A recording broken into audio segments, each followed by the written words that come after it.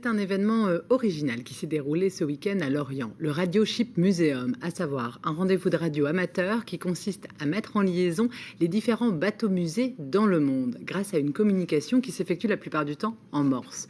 Laurence Leray était au pied du sous-marin Flore, le seul musée français à participer à cette rencontre. Contact établi à l'instant avec une station radio amateur belge.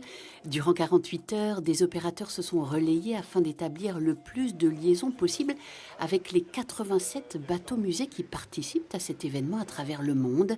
Pas d'échange long, juste le plaisir de la connexion. C'est notre passion depuis très jeune. Moi, j'ai commencé à bidouiller les postes de radio, j'avais 12 ans. Donc voilà, aujourd'hui à 72, forcément, ça me fait un peu d'expérience. C'est un peu les hobbies électroniques, les hobbies scientifiques qui attirent à ça. Et j'en ai fait effectivement mon métier, parce que j'étais radio sur les sous-marins. Installée au pied du sous-marin Flore, la station lorientaise a attisé la curiosité des visiteurs du navire qui se sont volontiers initiés au code Morse. Un alphabet vieux de 178 ans, mais loin d'être obsolète. On communique pas comme ça maintenant.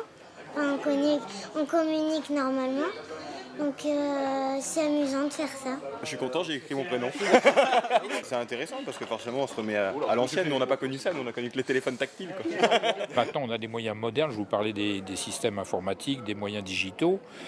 Quand c'est brouillé, quand il y a beaucoup de choses, que ça passe pas bien, avec le morse on arrive quand même à faire quelque chose. On entend toujours ce petit tit-tit dans le fond et on arrive à faire une transmission, quoi. Disons que c'est pas d'actualité si vous voulez, mais c'est en réserve, ça peut toujours servir. Les équipements radio du sous-marin ne fonctionnent plus, mais les souvenirs des hommes qui ont arpenté les allées de ces navires submersibles sont intacts, tout comme leur passion intemporelle des transmissions radio. Et puis un mot de billets.